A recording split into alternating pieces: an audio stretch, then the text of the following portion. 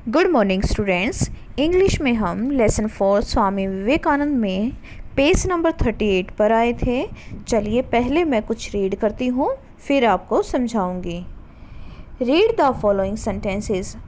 Face noun, ऐसे noun एक sentence बनाया है, इसको रीड करते हैं। There was a divine glow on his face.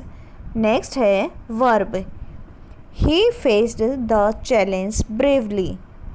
यहाँ पर फेस वर्ड लिया गया है पहले वाक्य में, इसको ऐसे नाउन सेंटेंस में यूज़ किया गया है और दूसरे सेंटेंस में इसको ऐसे वर्ब यूज़ किया गया है। नाउन की जगह नाउन की तरह यूज़ करते हैं तो इसका सेंटेंस बनाया गया है there was a divine glow on his face. उसके चेहरे पर एक दैवीय ग्लो था। ऐसे वर्ब यूज़ करते हैं तो उसने वाक्य बनाया है ही फेस्ड द चैलेंज ब्रेवली। उसने साहसपूर्वक चैलेंज का सामना किया। नेक्स्ट है प्ले। यहाँ पर प्ले शब्द का, प्ले वर्ड का एज ए नाउन सेंटेंस बनाया गया है। We enjoyed the play. हमने खेल का इंजॉय किया। एज ए वर्ब यूज़ किया है we play daily in the evening. हम प्रतिदिन शाम को खेलते हैं। As you see the words face and play have been used as noun in sentences 1 and 3 as verbs in sentences 2 and 4। तो next page पर है, हमें कुछ ऐसे ही वर्ड्स दिए गए हैं, उनको एक बार नाउन की तरह और एक बार वर्ब की तरह यूज़ करके सेंटेंस बनाने हैं। लेकिन डियर स्टूडेंट्स, नाउन और वर्ब को हम पहले जान लेते हैं कि ये क्या होते हैं। सबसे पहले हम जानते हैं नाउन के बारे में। अ वर्ड और phrase that is the name of something. कोई शब्द या फ्रेज जो किसी का नाम है, किसका हो सकता है? एज अ पर्सन, प्लेस और थिंग, व्यक्ति, स्थान या वस्तु का। And that is used in a sentence specially as subject और ऑब्जेक्ट ऑफ अ वर्ब और as object of a preposition. And that is used, जो कि प्रयोग होता है इन अ सेंटेंस वाक्य में, स्पेशली एज सब्जेक्ट और ऑब्जेक्ट ऑफ अ वर्ब, जो वर्ब होती है उसके सब्जेक्ट या ऑब्जेक्ट के रूप में। लेकिन जब प्रीपोजिशन के साथ यूज़ करते हैं तो उसका ऑब्जेक्ट का रूप ले लेता है। तो सिंपल शब्दों में, साधारण शब्दों में हम कह सकते हैं noun is a naming word, या कह सकते हैं noun is a name of any person, place और थिंग। उसके बाद जानते हैं हम वर्ब के बारे में। A verb is a word that expresses an action. Verb एक शब्द है जो एक्सप्रेस करता है किसको? एन एक्शन, एक काम को।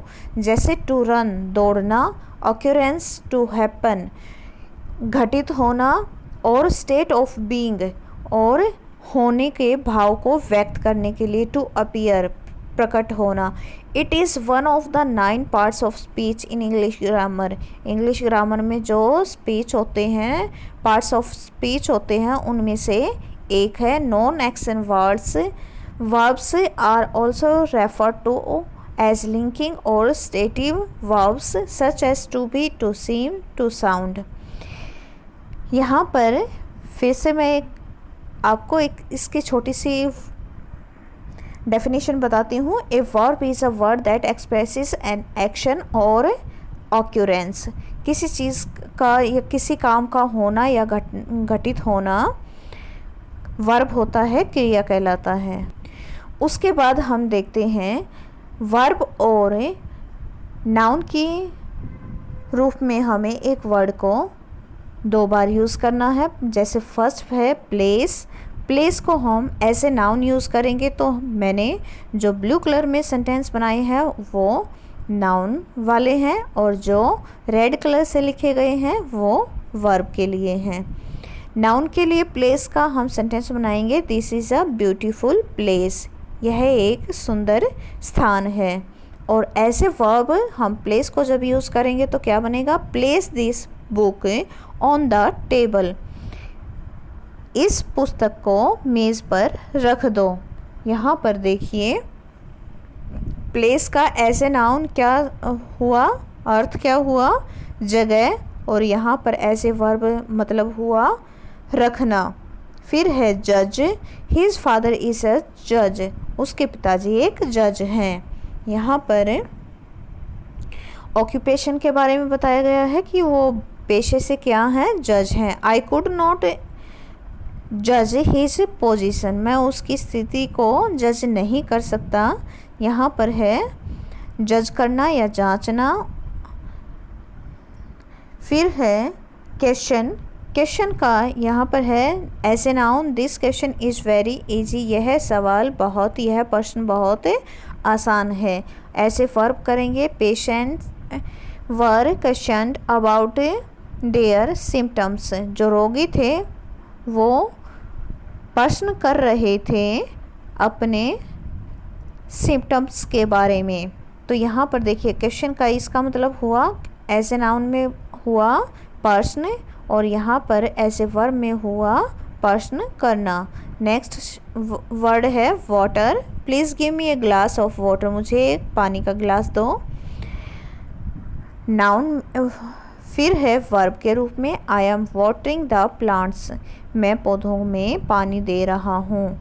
यहाँ पर है नाउन के रूप में है पानी, और वर्ब में है पानी देना। नेक्स्ट है work, I have work to do. यहाँ पर देखिए ऐसे नाउन हमने यूज़ किया, आई हैव वर्क, मेरे पास काम है, टू डू करने के लिए।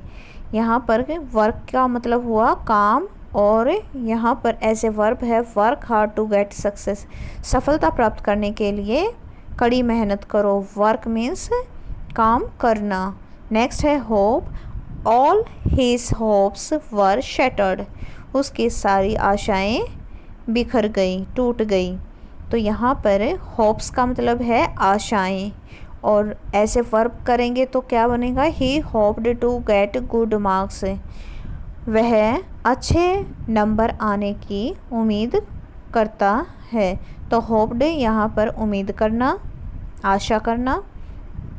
आगे है need, the poor have a few needs, गरीब की कुछ ज़रूरतें होती हैं। तो यहाँ पर नीड्स का मतलब हुआ ज़रूरतें। ऐसे verb, I need a new pencil, मुझे नई पेंसिल की ज़रूरत है, यानी कि इस नीड का मतलब हुआ ज़रूरत होना। नेक्स्ट है walk, let us go for a walk, आओ एक वॉक के लिए चलें।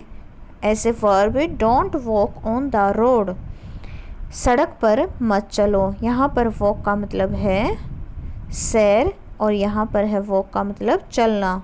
नेक्स्ट है स्टार्ट, स्टार्ट ऐसे noun, the start of his work वो स्लो, उसके काम की शुरुआत थी वो बहुत धीमी थी। स्टार्ट मीन्स शुरुआत। और वर्ब में ही स्टार्टेड द इंजन, उसने इंजन को स्टार्ट किया, शुरू किया, चालू किया। तो यहाँ पर है चालू करना या शुरू करना। नेक्स्ट है आंसर, ऐसे noun, your answer is correct, आपका उत्तर सही है। ऐसे verb, can you answer my question, क्या आप मेरे प्रश्न का उत्तर दे सकते हैं। आंसर का मतलब हुआ उत्तर देना। फिर है cover, my book has red cover, मेरी पुस्तक का कवर लाल है। यहाँ पर कवर का मतलब जिल्द या कवर है। आगे है ऐसे verb, the grass is covered with snow, घास बर्फ़ से ढक गई है। तो यहाँ पर कवर्ड का मतलब हुआ ढकना। आगे है cook, her mother is a good cook, उसकी माता एक अच्छी कुक है। ऐसे verb, my mother cooks food for us, मेरी माँ हमारे लिए खाना पकाती है। नेक्स्ट है harm, there is no harm in getting up early, सुबह जल्दी उठने का कोई भी नुकसान नहीं है। हार्म मीन्स यहाँ पर हुआ नुकसान। नेक्स्ट है स्मोकिंग हार्म्स आवर लंग्स, धूम्रपान हमारे फेफड़ों को नुकसान देता है। तो यहाँ पर हार्म का मतलब क्या हुआ, नुकसान करना या देना। नेक्स्ट है cost as a noun. What is the cost of this book, इस पुस्तक की कीमत क्या है। नेक्स्ट है वर्ब के रूप में how much this book cost you.